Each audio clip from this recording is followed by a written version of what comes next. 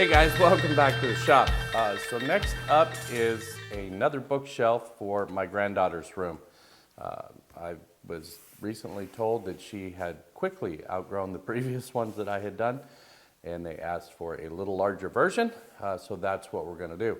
Hopefully this is all just another one-day build like the last ones were, maybe two, I don't know, we'll see. The bottom will have finger joints on it. Even though it's not in my picture, it will have the finger joints in it, which the first ones did as well.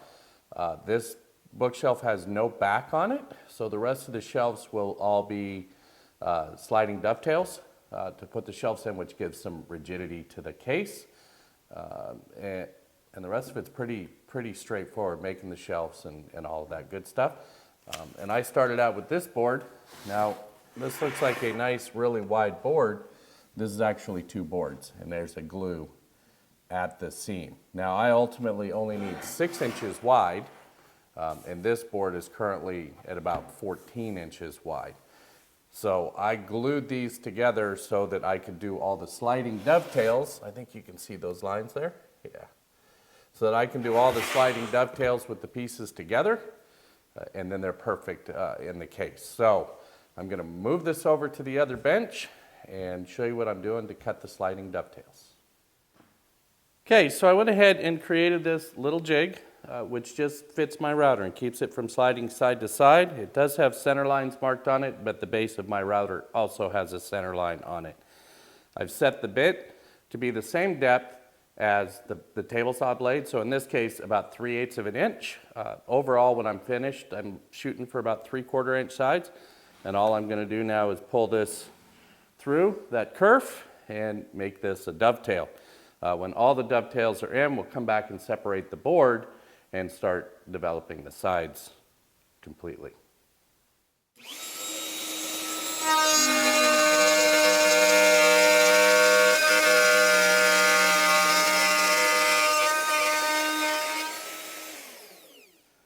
So hopefully when it's all done, you have the sliding dovetail just like that.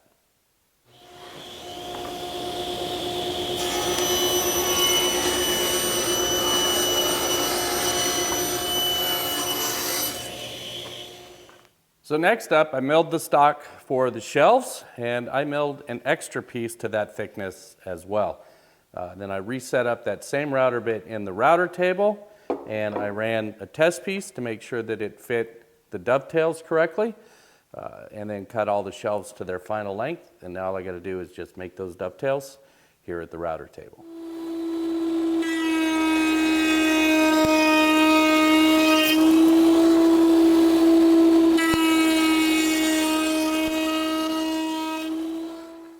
Okay, so next up is the finger joints, and I created a set of templates here that fit together just perfectly. And that's what I'm going to use to mark the parts on here. This one is going to go on the long sides, and this one is going to go both ends on the bottom. I've clamped up a scrap piece here that's jointed on one edge, so I know that everything is sitting flat and flush, and I'll use my fingers to judge the sides.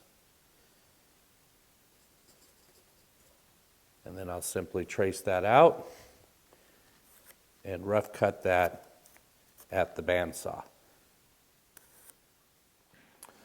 Okay, so with the rough dry fit, there's a whole lot of information that we can get from this that we need. I can get an accurate width across here to cut these brace pieces, which will be the book supports. But it's important that they fit very well.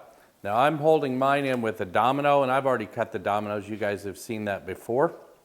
But if you don't have the domino, that's okay, because we're going to use screws and plugs down here in the fingers anyway, and they would work just as well up the side of the case, especially if you went with a contrasting wood, like I probably will.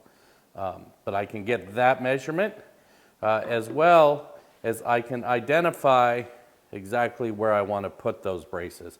And I decided on 2 inches up from each shelf, and I marked those, and then I'll pull this back apart, and I'll use those marks from side to side to make sure everything is lined up perfectly.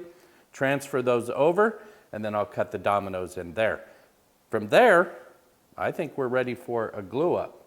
Once it's all glued up, I'll go ahead and pilot drill and countersink the holes for the finger joints and make the plugs for those.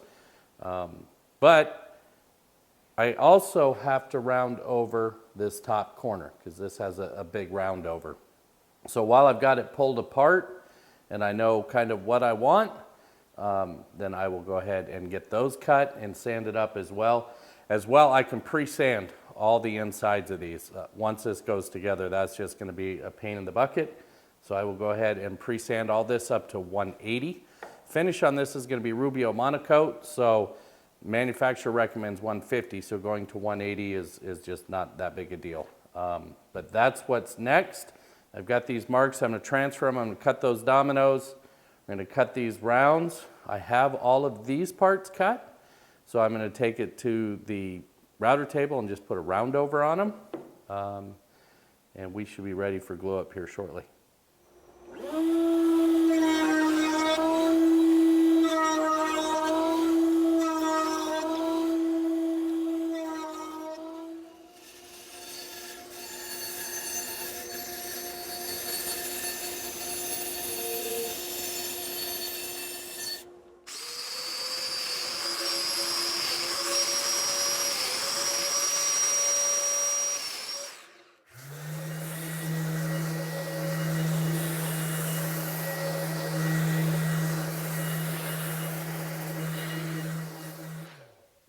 Okay, so just one last dry fit to make sure everything fits correctly.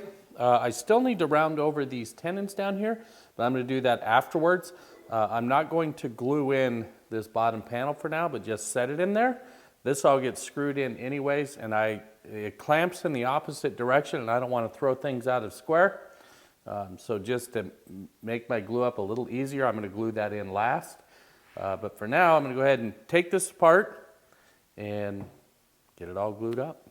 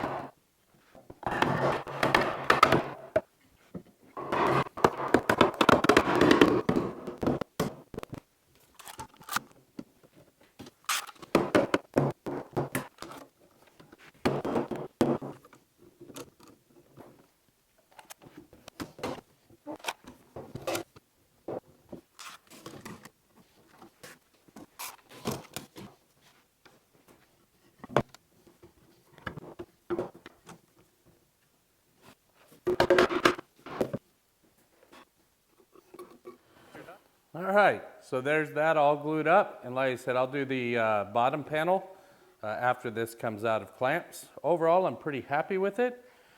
Will definitely be a little flush trimming to do here, a little trimming up with a hand plane, but we'll get that after the cure dries.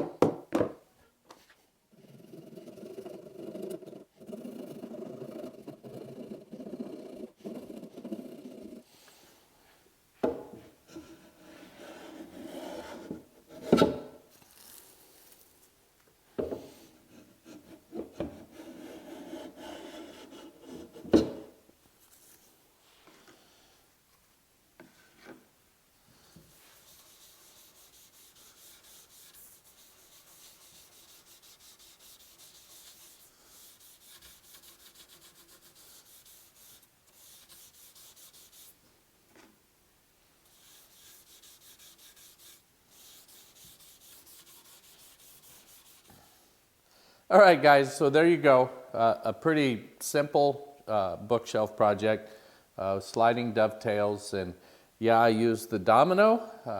Could have just as easily done screws and plugs like we did for the bottom shelf.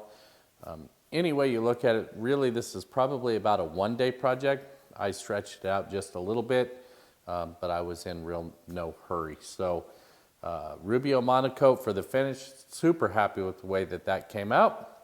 And I look forward to this hanging on my granddaughter's wall and filled with books. So that's going to wrap it up for this one, guys.